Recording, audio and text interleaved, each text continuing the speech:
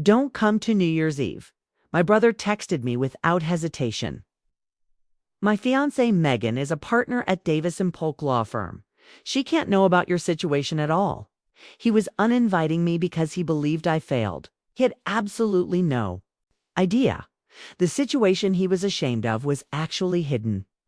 A shell company named Axiom Holdings existed quietly, and I was the chief executive officer. He also didn't realize that Axiom was preparing to acquire the largest client Megan had ever represented. I stared at the message on my screen. I didn't cry at all. I didn't scream either.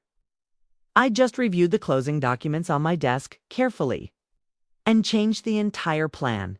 I wasn't going to send a lawyer to finalize this deal anymore. I was going personally instead. Before I tell you what happened when Megan walked confidently into my boardroom 48 hours later, drop a comment below, please. Where are you watching from? And what time is it for you right now exactly? I want to see how far this story travels worldwide. The next morning, my coffee routine was interrupted by a sharp knock at the front door. It wasn't a neighbor or a friendly visitor. It was a courier standing there formally, holding a thick cream-colored envelope with the Davis & Polk seal embossed. Across the flap, I signed for it slowly, feeling the heavy weight of the paper stock.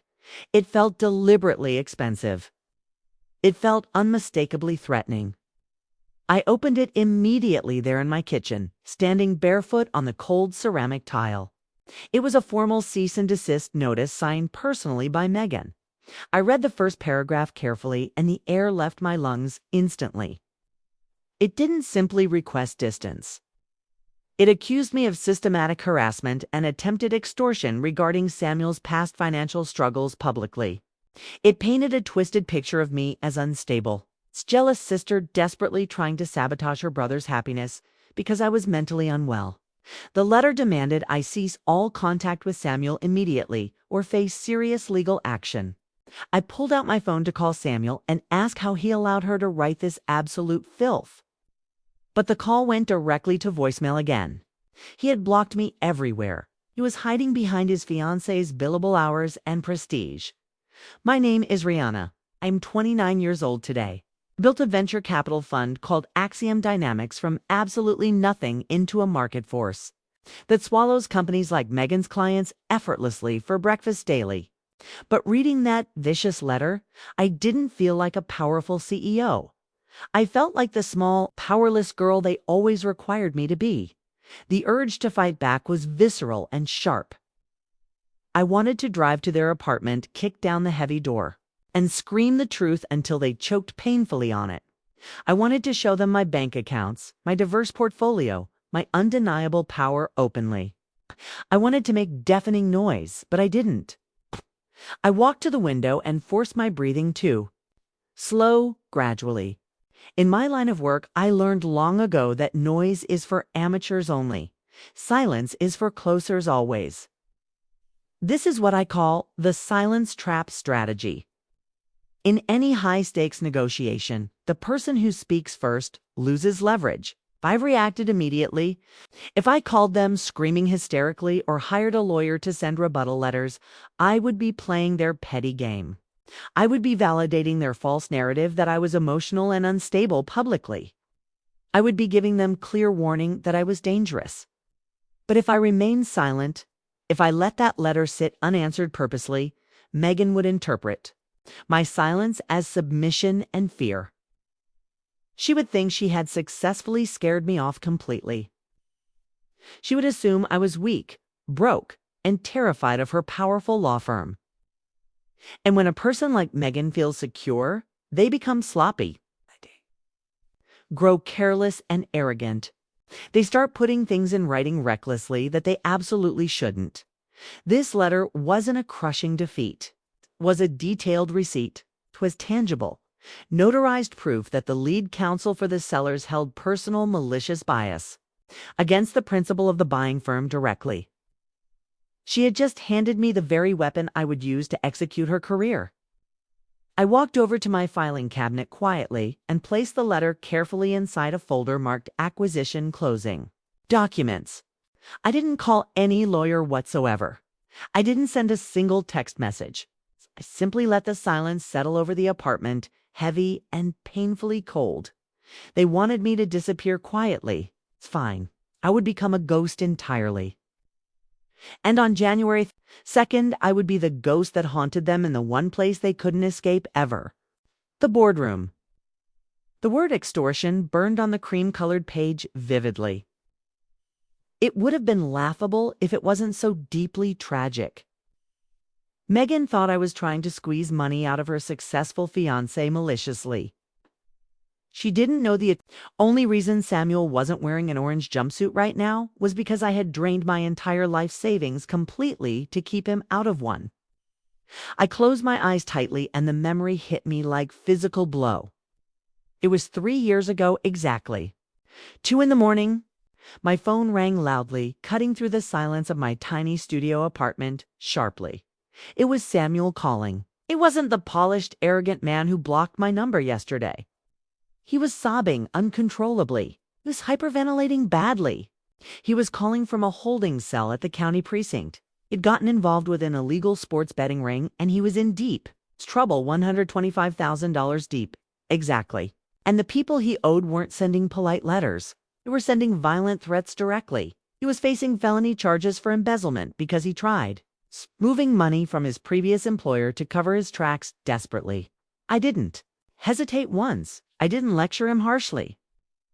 I walked into my bank the next morning, determined, and liquidated absolutely everything. My retirement fund entirely, my emergency savings account, the seed money I had been carefully scraping together. For my first startup dream, I wired $125,000 to a lawyer and a settlement fund to make the charges go away. For the next 2 years, I worked relentlessly to jobs, coding during the day and mixing drinks bartending at night, just to pay my rent on time monthly, ate instant noodles almost every single night. I walked to work daily because I couldn't afford the subway fare at all. I did it because he was my brother and he promised me with tears in his eyes sincerely that he would pay back every cent in full. I owe you my life, Rihanna, he had said softly. I opened my eyes slowly and looked around my office. The view from the 50th floor of the Axiom building was absolutely breathtaking. The city looked like a glowing circuit board of lights below. Me? I wasn't that desperate, exhausted girl anymore. I was the founder of a fund with $2.5 billion in assets under management globally. I didn't need Samuel's money whatsoever. I could buy and sell his entire existence before lunch easily. But that wasn't the real point. The point was that he had never paid me back fully. Not a single dime. And when he met Megan, the pedigree lawyer with the shiny reputation and polished smile, he realized that having a sister who knew about his gambling addiction and his massive secret debt was a liability to his image. Hey, he couldn't play the part of the successful self-made partner if I was there quietly to remind him of the truth. So he decided to rewrite history entirely. He wasn't just ghosting me casually. He was erasing the debt by eliminating the creditor completely. He thought that if he painted me as a crazy stalker publicly, Megan would use her legal power to bury me permanently, and his secret would stay buried with me forever. It was a cold, calculated, strategic move. It was financial fraud disguised carefully as family drama. He thought I was still the sister who would sacrifice everything again to save him. He forgot that the girl who bailed him out had grown up. Completely. He forgot that I kept receipts always. I swiveled my chair slowly back to the desk. The cease and desist letter lay next to the acquisition file neatly. Samuel wanted to pretend the past didn't exist anymore. He wanted a clean slate. For his wedding festivities, fine, I would give him a clean slate. But first, I was going to remind him that in the world of high finance, you can't just delete your debts digitally. You have to pay them properly. And the interest rate on betrayal was about to be astronomical. I picked up the desk phone calmly and dialed extension 402. James, my general counsel, answered on the first ring promptly. He knew we were in the middle of a delicate acquisition, but he didn't know the opposing counsel was the woman currently attempting to sue me for existing. "James," I said evenly, my voice flat and businesslike. "I need a writer added to the closing documents for the TechFlow acquisition, specifically to the representations and warranties section for legal counsel immediately." James paused. "We're 48 hours from closing." "Rihanna, the papers are already drafted carefully, less it's critical.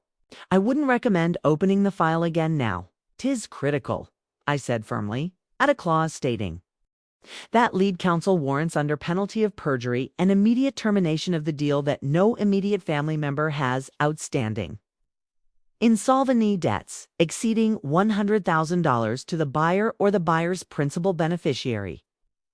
There was a silence on the line as James processed the request thoughtfully. It was an unusual clause, specific, aggressive, and highly irregular for a standard tech buyout transaction.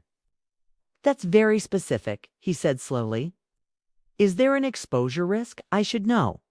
"About here just covering our bases," I said calmly. "Send it over immediately.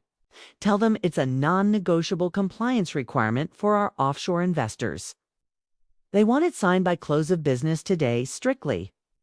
I hung up and swiveled my chair to face the window again. This was the conflict trap method. In the corporate world, you don't win by shouting loudly. You win by letting your opponent hang themselves with their own arrogance. Megan was a shark, but she was a shark who was hungry for a commission check. This deal was going to make her career permanently. It was a $2.5 billion transaction headline. The legal fees alone were astronomical figures. She was closing the biggest deal of her life right before her wedding ceremony. She was high on success and adrenaline, and that made her blind. I knew exactly what would happen when that document hit her inbox screen. She would scan it quickly. She would see the phrase buyer's principal beneficiary clearly. She would assume, like everyone else, that the beneficiary behind Axiom Holdings was some nameless, faceless billionaire in Zurich or Silicon Valley tech. She wouldn't bother to dig deeper. She wouldn't pause to run a background check on the shell company's ownership structure because that would take valuable time. And she wanted this deal closed before the New Year's champagne was popped open. She would look at the clause carefully, think about Samuel, her perfect, successful fiancé, and laugh dismissively. In her mind, Samuel didn't have debts at all. He was a partner's future husband securely. He was safe. She was safe, asterisk. She would see the requirement as mere bureaucratic annoyance, a tedious hoop to jump through quickly for her payout at closing. 2 hours later, my computer chimed softly. A notification popped up from our secure document server instantly. Documents signed officially. Counsel warranties and representations completed. I opened the file immediately. There it was, clearly. Her digital signature timestamped precisely at 4:15 p.m. by signing that document. Megan hadn't just closed a lucrative deal successfully. She had committed professional suicide quietly. She had legally certified that she had no conflicts, no debts, and no leverable liabilities whatsoever with the owner of Axiom Holdings directly. She had just lied on a federal transaction document because she was too arrogant to verify who she was actually conducting business with. She thought she was signing a routine receipt for a generous paycheck. I looked at the screen at the looping curves of her signature and felt a cold, quiet satisfaction settle deeply inside. She had just signed her own execution order silently. Now, all I had to do was deliver it personally. January 2nd broke over New York City with a sky the color of bruised iron. A blizzard was rolling in steadily from the north, coating the windows of the 50th floor in thick sheets of ice. It's my boardroom, affectionately nicknamed the glass cage. By my staff privately, felt like the inside of a freezer vault. It was soundproof, transparent, and terrifyingly sterile inside. I sat at the head of the 40-feet marble table composed My high-backed leather chair turned toward the window, watching the snow swirl endlessly into the gray void outside. At 10 a.m. sharp, the double doors opened smoothly. My assistant David ushered them in professionally. "Gentlemen, Miss Whitmore, welcome to Axiom Dynamics headquarters." I didn't turn around yet. Listen carefully to the sounds of their arrival. The heavy thud of leather portfolios hitting the polished table. The confident click of heels striking the concrete floor. The low murmuring baritones of senior partners, and then her voice cutting through clearly. It was sharp, clear, and dripping with that specific brand of Ivy League condescension I had come to know so well personally. "Let's make this quick," Megan said briskly. I could hear the smile in her voice as she addressed her colleagues confidently. "I have a dress fitting scheduled at 4. Besides, once we walk them through the liability shield structure, this Axiom group will realize they don't have the leverage to demand half of these contingencies listed." "Careful, Megan," one of the senior partners warned lightly, though he sounded amused rather than concerned. "The buyer is paying a 40% premium price. They're entitled to be cautious." "There is cautious, and then there is paranoid," Megan scoffed dismissively. I heard the rustle of papers as she seemingly tossed the thick closing binder onto the marble table. "I mean, look at this principal beneficiary rider clause. They made us sign yesterday hastily. It's amateur-ish at best. Screams new money. Trying desperately to play with the big dogs. Whoever is behind this shell company is probably some insecure tech bro terrified of his own shadow and reputation." She owned the room completely, confident, articulate, untouchable in the dark glass reflection of the window. She looked unstoppable in that moment. The star associate future partner assured. The woman who had erased my brother's messy past and silenced his inconvenient sister.